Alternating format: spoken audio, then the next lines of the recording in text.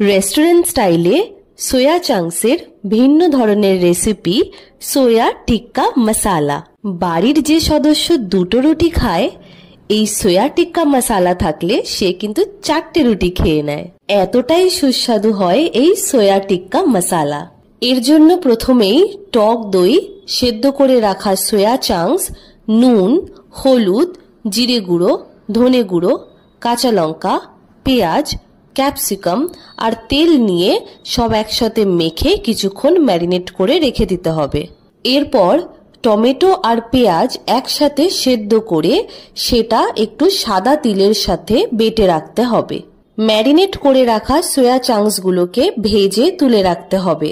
সর্ষের তেল গরম করে জিরে, এলাচ, দারচিনি ফোড়ন দিয়ে বাটা মশলাটা দিয়ে দিতে হবে। একটু নেড়েচেড়ে দিতে হবে হলুদ, আদা বাটা, রসুন বাটা আর সামান্য জিরে গুঁড়ো ও ধনে গুঁড়ো।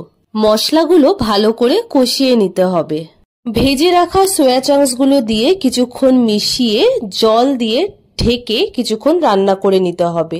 আরো কিছুক্ষণ রান্না করে শেষে কসুরি মেথি আর গরম মশলা মিশিয়ে নিলেই তৈরি আমাদের সোয়া টিক্কা মশালা।